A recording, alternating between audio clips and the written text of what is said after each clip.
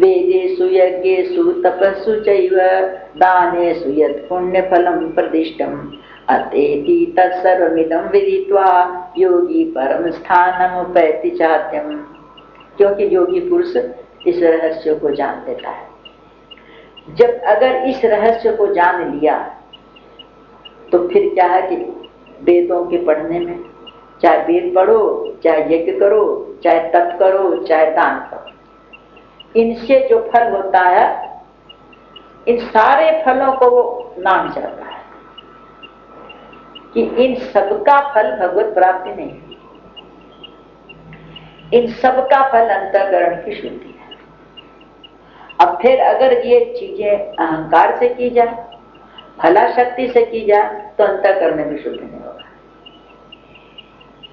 कोई बड़ा काम किया, पेपरों में छप गया, छपा दिया, आया पेपरों में, बड़ा नाम हुआ, बड़ा यश फैला, बड़ी प्रसन्नता होगी, फल वहीं मिल गया, यश मिल गया उसका। कोई कह दिया बड़ा विद्वान है, बड़ा वेदों का जानने वाला, आ गया अभिमान, हो गया था।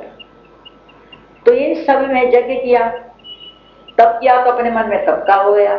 तो कहते ये सब अंतःकरण की शुद्धि के लिए है, लेकिन इसमें भी अहंकार अगर जो आ गया तो फिर वो भी खत्म हो गया।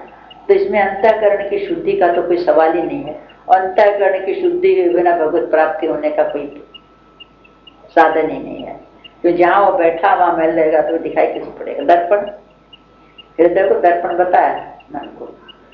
तो दर्पण अगर जो गंदा हो गया तो भी साफ दिखाई नहीं पड़ेगा चेहरा। हिलता डुलता रहेगा हवा से तब भी चेहरा नहीं टिकेगा उसके अंदर। उलट के धर दे तब तो गोविंदाय नमो नमः है। तो जब तक उसका सीधा नहीं हो, वो अज्ञानता नहीं हटे, तब तक तो सीधा नहीं। मन की चंचलता जो बहुत ज्यादा राग द्वेष से है वो नहीं हटे, तब तक उसका हिलना नहीं बंद होगा। जब तक शरणागति नहीं होगी तब तक अंतःकरण शुद्ध होगा नहीं। तो कहते हैं कि ये सब पुण्य के जो फल हैं, उससे भी जो मेरी परम भक्ति है, इस सारे फलों को वो योगी जो इस रहस्य को जान लेता है, वो योगी सारे फलों से ऊपर उठ जाता है, नाक जाता है। उसको नहीं चाहिए सब।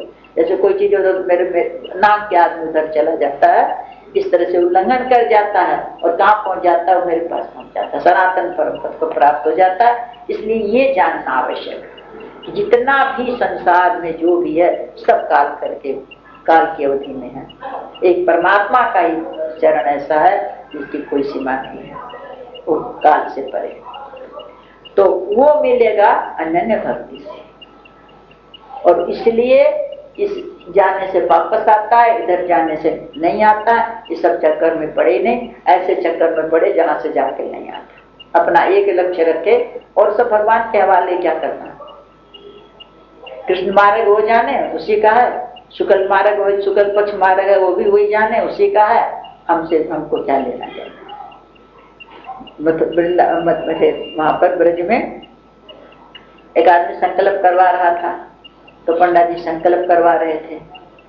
तो उन्होंने जो बोलते हैं ना, जम्बूद्वीप पे भारत खंडे शुक्ल पक्ष कृष्ण पक्ष से बोलते हैं ना, तो उसने बोला कि कृष्ण पक्ष।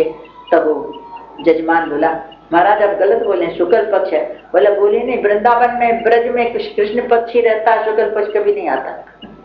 यहाँ सब कृष्ण के पक्ष वाले हैं। बोला यहाँ शुक्ल पक्ष आता है नहीं, कृष्ण पक्ष चल रहा है। तो पक्षों से अपन को क्या लेना?